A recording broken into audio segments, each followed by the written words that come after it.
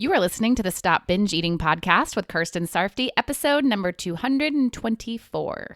Welcome to the Stop Binge Eating podcast.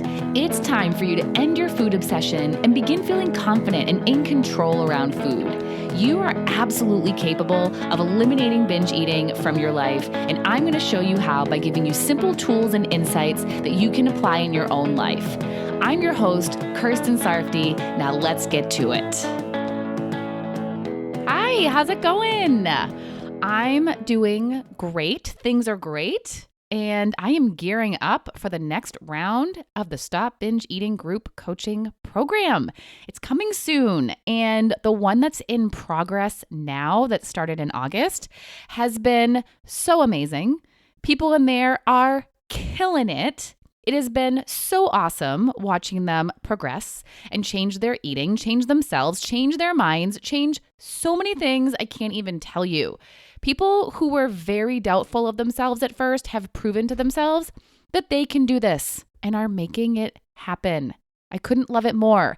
I love these groups so much. I love the work we do in there. And as we're going into this final month of their program, registration for the next one will be opening up in just a few weeks on December 15th of 2022.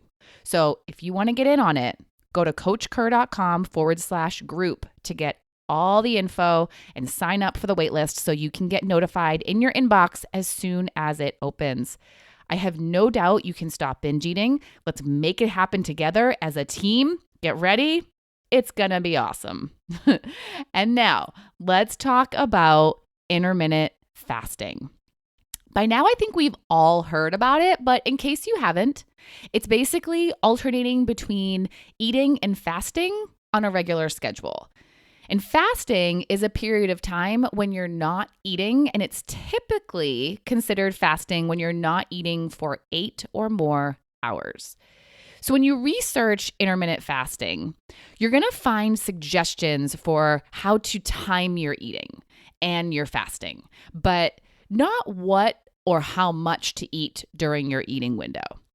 Now, fasting is something that we all already do every night while we're sleeping, but with intermittent fasting, it will usually extend your nightly fast so that you're spending more time fasting and less time eating.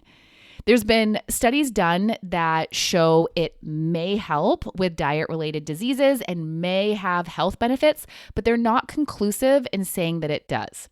And some say that there isn't sufficient evidence to prove that it provides the benefits that it's been said to have. So when it comes to health and weight benefits, in a nutshell, the jury is out. But I've heard from lots of people that they say they really like how they feel when they do it. And they also like having that kind of structure with the fasting window and eating window. But there are also a lot of people who binge eat that go to intermittent fasting because they think it will be a useful way to control their eating, and it backfires. Now, I'm not going to tell you that you should or shouldn't intermittent fast, or that it is absolutely bad or good for people who binge eat, because everyone is different. And also because intermittent fasting is just a way a person decides to time their eating, and that in itself isn't going to create a good or bad outcome with binging. What really matters here, if it's something you choose to do, is your mindset behind intermittent fasting, why you're doing it, and how your body responds to how you choose to do it. When intermittent fasting becomes a problem for people who binge eat, it's because the decisions they're making and how they're thinking causes urges to binge and sets them up to binge. So I'm going to go through some ways that happens. One is that they're making themselves get excessively hungry for the sake of the fasting window. They set a window of time for when they're going to fast, and even if they're really hungry, they don't allow themselves to eat. Now, there are two main reasons why this can be a problem. One is mental and the other is physical.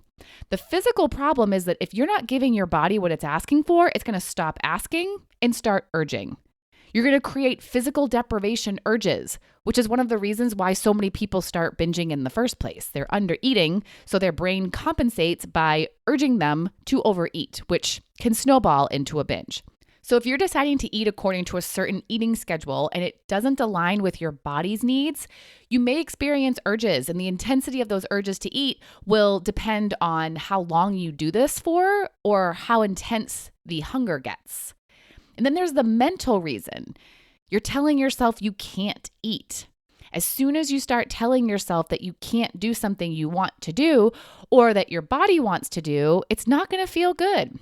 That's when you're going to feel deprived and restricted. Maybe other feelings too, like frustrated or panicked.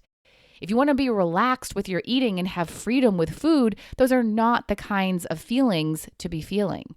Those are feelings that will most likely drive you toward overeating or binging when you're in the situation of feeling very hungry but telling yourself you can't eat.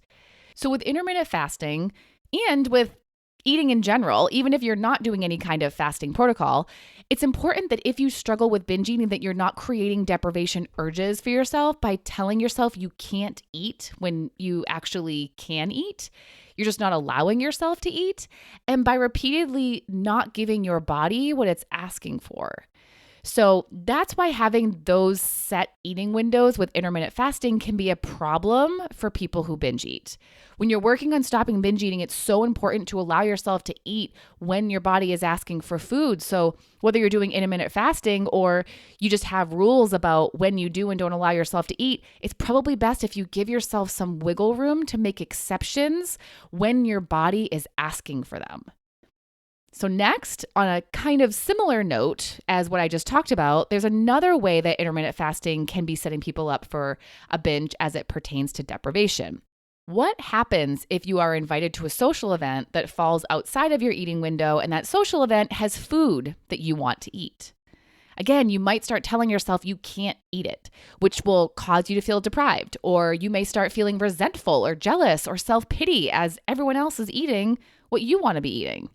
Like I said before, those are not going to be useful feelings for you to be feeling. They might drive you to not just eat what you want and move on, but to eat it and then decide that since you've already eaten outside of your eating window, that you're going to screw the whole idea of intermittent fasting for today and go to town on all that food. It's an example of creating rules for yourself that are hard to follow 100% of the time. And when you break your rule, you just give up for the rest of the day. Now, this isn't how it has to be. You can make exceptions for certain occasions, just like I talked about a moment ago with making exceptions for hunger. You can make these exceptions and be okay with them. And I think that's such important work for all of us to learn to be okay with the times that our plans change or when things don't go how we expected them to, and not use them as excuses to throw all our good intentions and true wants out the window. So again, intermittent fasting or not, it's okay to make exceptions if it's what you truly want to do. You're the one making the rules. Make rules that you want to follow and allow yourself to be flexible if you want to be flexible. So next, there's the freak out. I talked about telling yourself that you can't eat and feeling deprived or restricted once your eating window is complete. But there's also the worry about not being able to eat. Sometimes people get so worried about getting hungry outside of their eating window that they end up overeating or binging to prevent hunger during their fasting window. They don't even know if they're going to get hungry again. They're just assuming and taking precautions that they might not even have to take. And if they just allowed themselves to eat if they were hungry, this wouldn't even be an issue. If they did, they wouldn't have to worry and wouldn't end up binging to avoid feeling hungry later. One of the things that makes intermittent fasting easy for people it's easy for is that they're not afraid of hunger. They don't worry about it. If it happens, they're okay with it and they feel it. But so many of you are for sure afraid of it. I coach people on their fears about hunger a lot. So if you're someone who is afraid of hunger, intermittent fasting is probably not going to be the best option for you because it's very likely that you will feel hungry during your fasting window sometimes. It's not going to be useful to keep setting yourself up for a freak out whenever your eating window is coming to an end.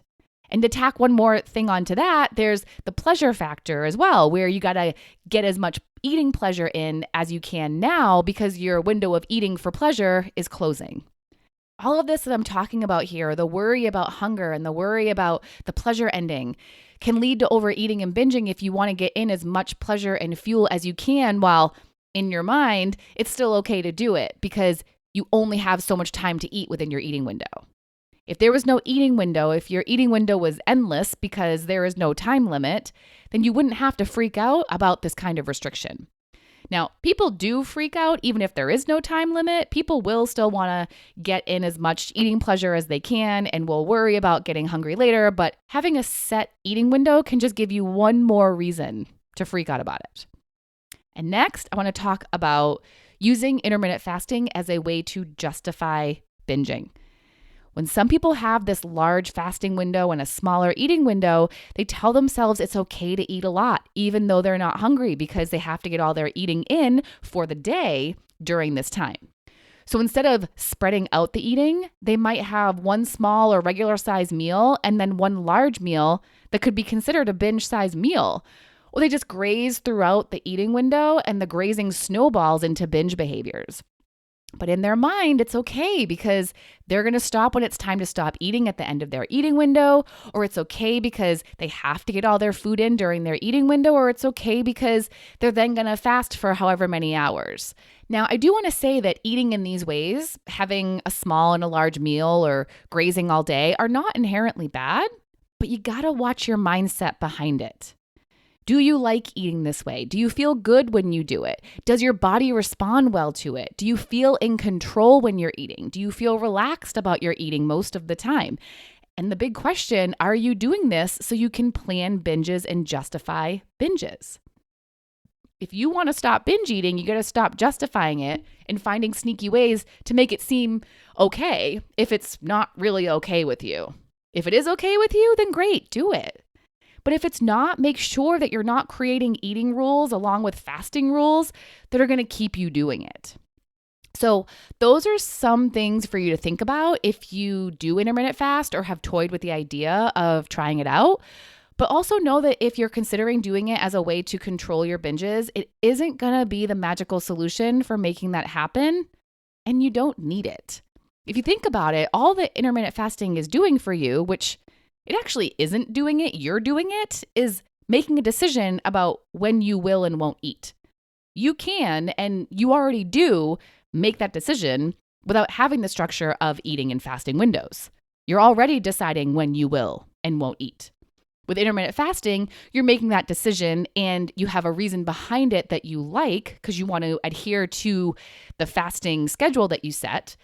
And you may have other reasons beyond that why you're wanting to do this. And whatever your reason is, it's compelling you to stop and start eating when you decided. You can have compelling reasons to eat and not eat and make these decisions. And again, you already do, and you don't have to have a set time to do it. For me personally, I don't do intermittent fasting. I did years ago when I first learned about it, but honestly, I didn't like having to wait to eat my first meal since I'm a person who does get hungry not long after I wake up. I didn't like not allowing myself to eat if I was hungry. I didn't like having to put thought into how I was going to manipulate my eating window if I was going to breakfast with people or was going to be at a party in the evening. So now I eat breakfast when I'm hungry for it. And in the evening, if I'm hungry after dinner, I'll eat a little something. I personally choose to eat according to my body instead of according to the clock. Most of the time, of course. There are, of course, situations where I'll wait to eat until a certain time so I can eat with someone else, or I'll eat when I'm not hungry if I think I'll get hungry while I'm at some place that won't have food and I won't have a chance to eat for a while. But on a typical day, if I'm hungry, I eat.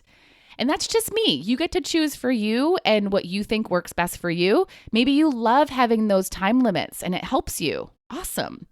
But maybe it's actually causing you to feel more urges and have more binges or feel ways that you don't like to feel. And if so, maybe it's not the best option for you.